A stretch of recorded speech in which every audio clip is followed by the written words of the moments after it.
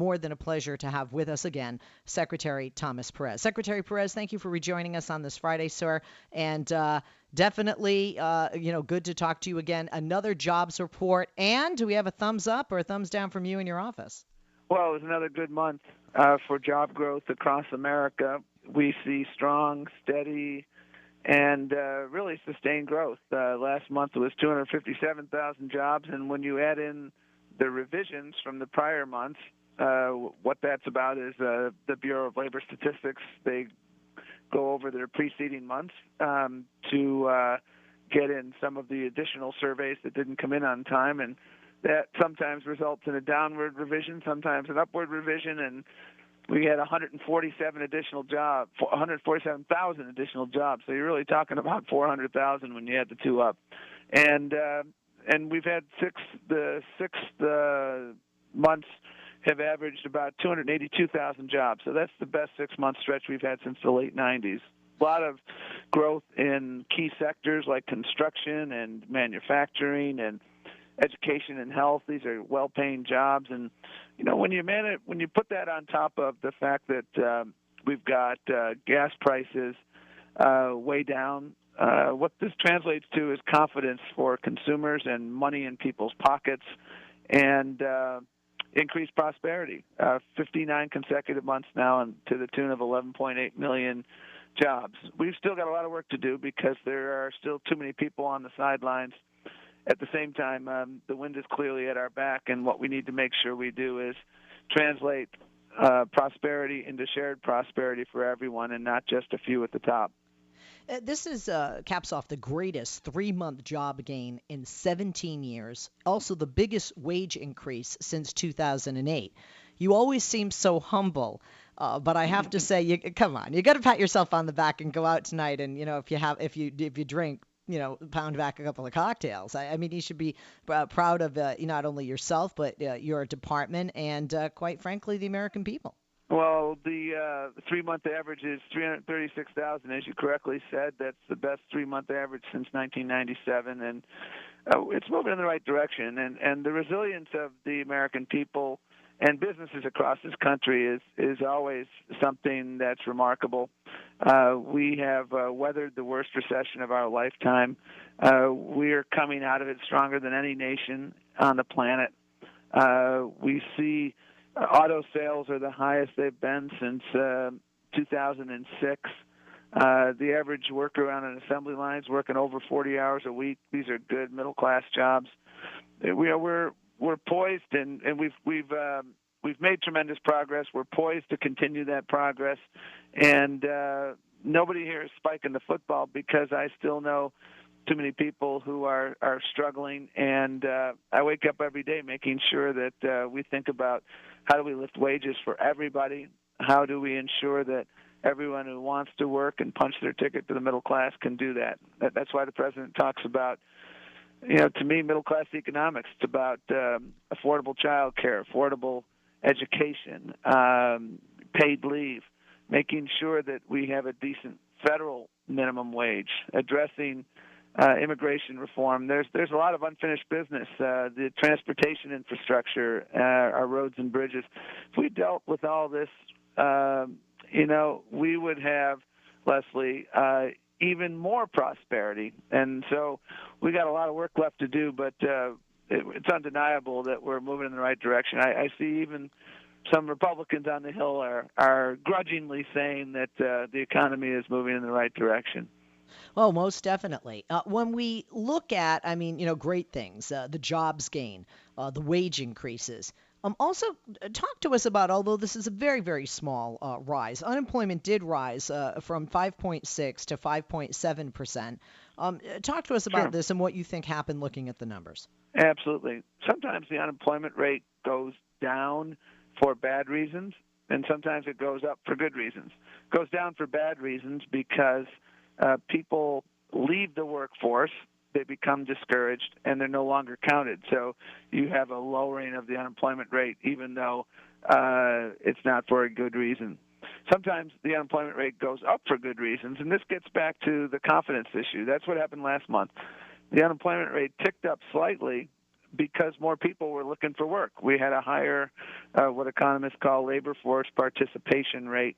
That means more people are looking for work. And what that is a bellwether of consumer confidence. People are feeling that there's something out there for them. So they're off the sidelines and they're actively in job search mode. And that's good. Oh, most definitely. When you talk about bad reasons the unemployment rate can go down, it's funny, you must be reading the mind of some people on Twitter. Chuck tweets, Secretary Perez, what would the unemployment rate be if workers that are on unemployment who had stopped looking for work were counted? Or are these numbers, configured into the entire report? Well, the labor force, some people contend that, the unemployment rate has gone down the last year as much as it has because people have left the workforce. So it's gone down for the wrong reasons. Actually, the labor force participation rate has remained basically steady for almost the last year. So we have a steady labor force participation rate, and we have unemployment going down basically a full point over the last year. And that translates into, obviously, hundreds of thousands of people who have gotten work. And that's exactly what we want to see. When we see an unemployment rate go down, the question to be asked is, what is the explanation for that downturn? And the vast majority of folks that are responsible for the dramatic downturn in the unemployment rate were unemployed people who are now in the workplace. That's what we want to see. A dumb question, if you don't mind me asking. I can understand, obviously, just common sense, how you figure out who is unemployed and filing claims. How do you figure out somebody who has stopped for work? It's not like they're calling your office and say, okay, I'm not collecting unemployment anymore. I got a job, or I'm just fed up, obviously. What method of tracking do you guys use? Well, our Bureau of Labor Statistics is one of the most important and remarkable statistical agencies, not just in the United States, but really in the world. And they do great work. And what that work consists of is they do a household survey every month. So they have teams of people, and their survey response rates are fantastic. Last month's response rate was something like close to 80%. That's a very, very good response rate. And they ask a series of the same questions every month to the people that they contact. And from those questions include things like, have you stopped looking for work? Or have you been out of work? If so, yes, how long? Have you stopped looking for work? And that's how they make determinations about who is actively in the labor force, who is no longer in the labor force, et cetera. So this survey methodology has been, well tested and well reviewed, and the nice thing about it is it's very, very transparent. So if any of your listeners ever says, hey, I'd really like to learn more about it, there are folks at the Bureau of Labor Statistics who are more than willing to explain this, and I think that transparency of their methodology is a critical part of what gives them the success and credibility that they have earned. And I bet you we're the only country in the world that has that level of transparency, and there's something to be said for that. When you talk about the people on the sidelines, and, obviously you have economists who are making predictions in these past months, and this latest job report that we're talking about today also, they've exceeded economist expectations. And people would say, well, even though on paper the economy is getting better and it's looking better and better, and like you say, we have a long way to go, some of those people on the sidelines don't feel it, right? And so even though there may be a number out there, there may be jobs report, it's different for somebody to feel it, whether that be a job or just, more money in their bank account, more zeros in their paycheck. What kind of predictions do we have going forward for future jobs reports and gains in addressing some of these issues of those people on the sidelines? That's a great question. There's 2 or 3 dimensions to that answer. If you had looked January of last year and surveyed economists, and people did, where's the unemployment rate going to be in a year? There were very few economists that said the unemployment rate was going to be at 5.6 or 5.7, which is what we've been at here for the last month or two. The predictions were much more dire and doomsday, and people underestimate the resilience of the middle class and the American workers and American businesses around here. Having said that, we have made tremendous progress, and what people sometimes say is, the only jobs that have been created are low-wage jobs. Well, actually, that's simply incorrect. And when you look at the last 12 months and ask the question, what jobs, what were the jobs that were created, what sectors of the economy, the sector that had the highest job growth was business and professional services. That is a very high-paying sector. That includes consultants, accountants, architects, things of that nature. 715,000 jobs in that sector. Second best was education and health. A lot of well-paying jobs in that sector. Construction doing very well. Manufacturing solid. Hundreds of thousands of jobs in total in these areas. Now, having said that, there are undeniably people who are still looking and have talent, and we're working every day to help them find a job. And B, there are others who haven't seen a meaningful raise in years. And that really is the pivot to the unfinished business of this recovery, is making sure that the prosperity we are seeing is shared prosperity, that the rising tide indeed lifts all boats. The biggest difference, Leslie, between now and the late 90s, and we haven't seen this level of growth since the late 90s at the end of the Clinton administration, the biggest difference is that growth in the late 90s resulted in greater shared prosperity and better rises in real wages. And that's what we have to work toward here. And that's why the president is so focused on middle-class economics that lift up wages, that expand access to educational opportunity, that create good jobs through long-term infrastructure bills, things of that nature. When you look at some of the breakdown here, average hourly earnings, as an example, jumped 0.5%. That's the most since November of 2008. We know what that means as far as a number. We know what that means now. What does that indicate as a trend going forward? Well, what it means is we want to watch that figure.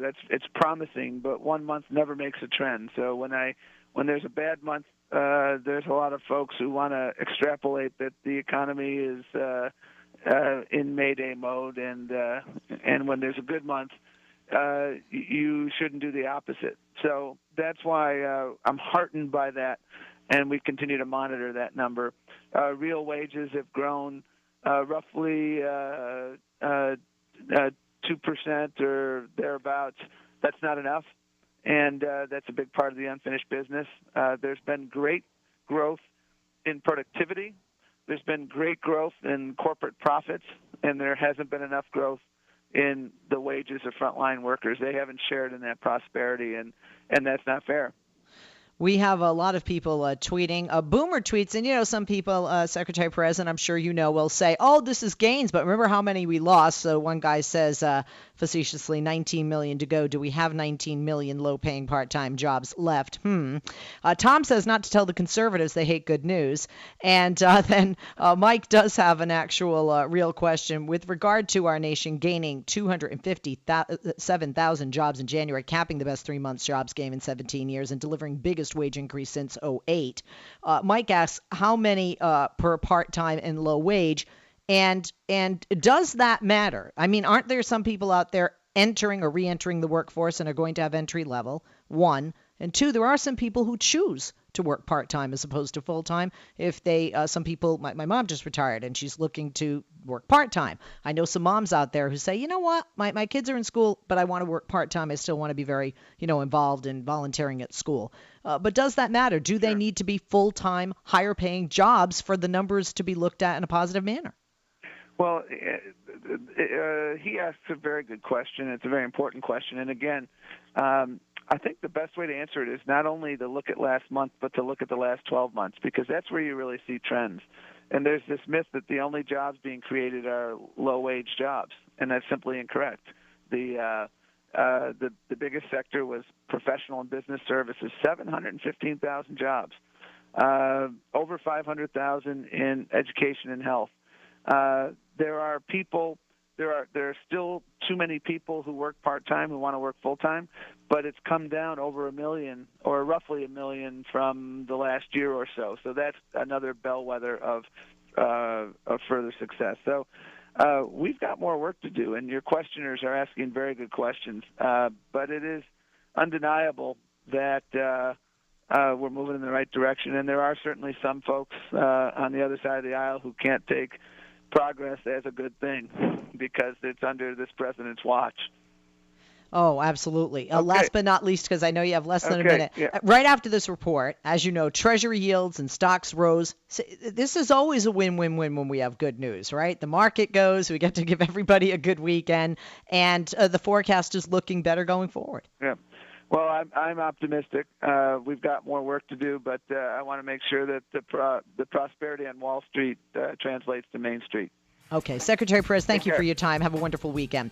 Secretary Thomas E. Perez, 26th Secretary of Labor. Secretary.